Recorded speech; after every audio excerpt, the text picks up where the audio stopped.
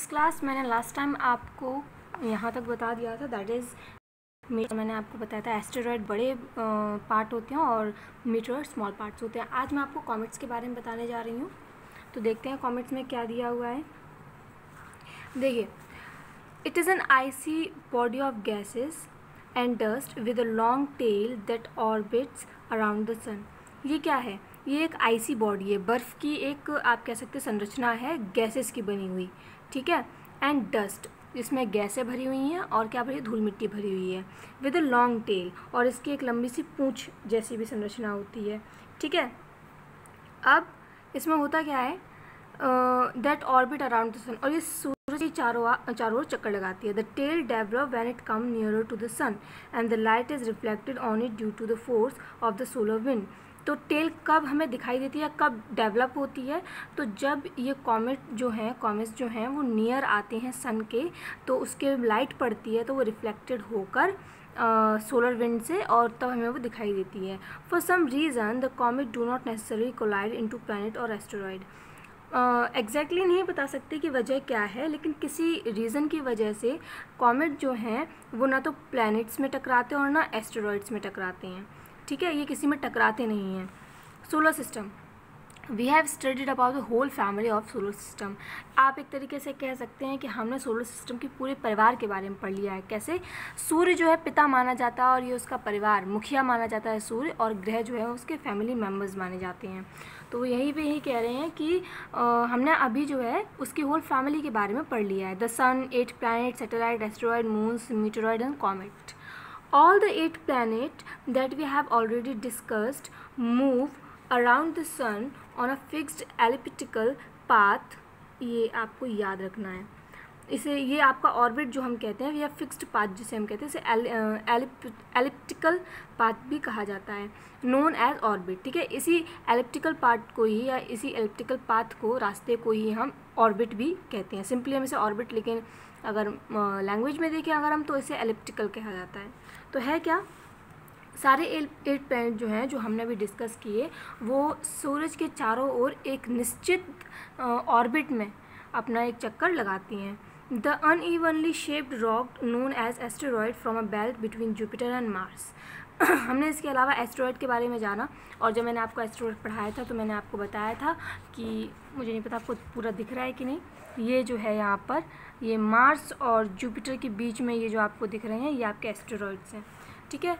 तो जुपिटर और मार्स के बीच में जो टुकड़े हैं पत्थर के, उन्हें हम क्या कहते हैं, एस्टेरॉयड्स कहते हैं। Now meteoroid can be seen in earth atmosphere where they begin to burn up, and solar system too is also is motion orbit the milky way Galaxy.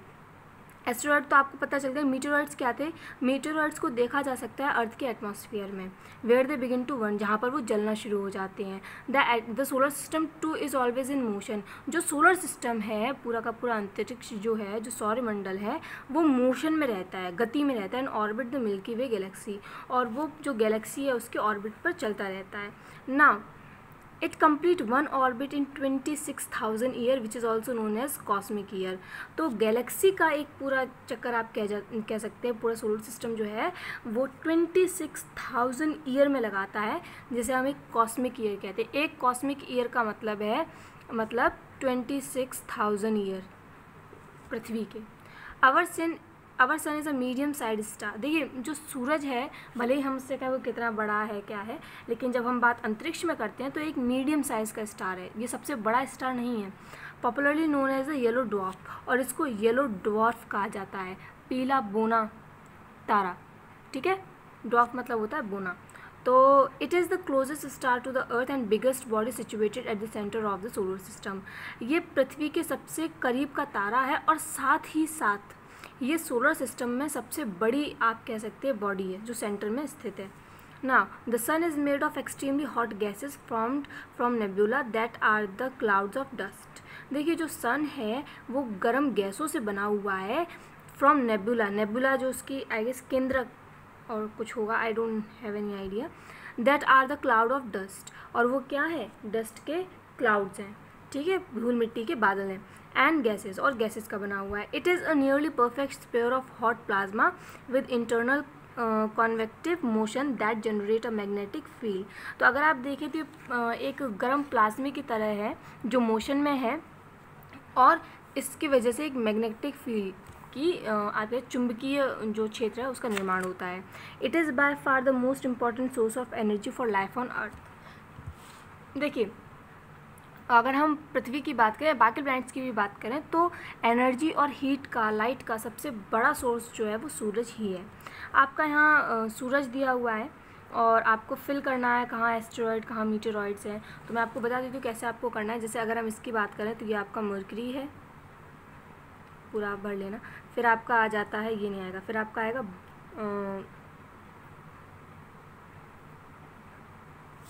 एक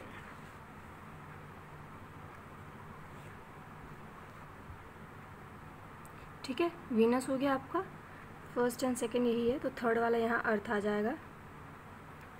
फिर आपका ये रेड है तो ये मार्स, ठीक। और ये देख रहे हैं आप, ये एस्टेरॉइड्स हैं, ठीक है।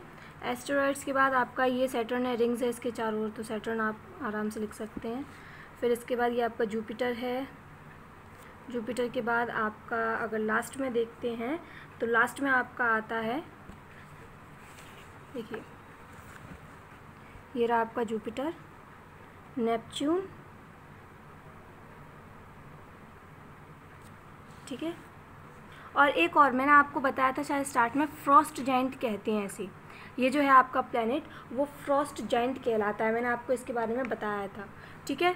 तो फ्रॉस्ट जाइंट जो है वो एक्चुअली नेपच्यून को कहते हैं, तो नेपच्यून इसमें आएगा, हाँ नेपच्यून यहाँ आएगा। यूरेनस ये होगा आपका, थोड़ी कन्फ्यूज़न हो गई थी, यूरेनस ये होगा आपका और नेपच्यून ये होगा, ठीक है। अब ये कंप्लीट है। तो इस तरीके से आपको भी अपनी बुक में फिल करना है, क्योंकि ये सबसे लास्ट में है, ये नेपच्यून, और इसको हम, मैं यहाँ लिख देती हूँ, इसको हम फ्रॉस्ट जाइंट भी कहते हैं क्योंकि ये पूरी तरीके से जमा हुआ है, ठीक है। इसको हम फ्रॉस्ट जाइंट भी कहते हैं। और ये आपका यूरेनस है। वैसे तो बोथ को ही कहा जाता है लेकिन मेनली फ्रॉस्ट जाइंट इसी को कहते हैं। चलिए, the sun, 8 planet, satellite, asteroid, moons, meteoroids and comets together form a solar system. जब हम बात सोलर सिस्टम की करते हैं, हम कभी कहते हैं कि हम सोलर सिस्टम देख रहे हैं या कुछ भी, तो सोलर सिस्टम का मतलब है कि उसमें आपका सूरज आ जाए, 8 प्लैनेट्स आ जाएँ, सैटेलाइट्स आ जाएँ, नेचुरल जो सैटेलाइट्स हैं, एस्टेरॉयड्स आ जाएँ, मून्स आ जाएँ, ओके मून्स आपके सर, हाँ ठीक है, मीटेरॉइड्स आ जाए और कॉमेट्स, ठीक है। तो ये सभी आपके जब मिल जाते हैं तब एक सोलर सिस्टम का निर्माण होता है, ठीक है। तो मैंने आपको इतना बताया है, बाकी का मैं आपको नेक्स्ट टाइम में बताऊंगी। आपको जो ना समझ में आया, you can ask me about it.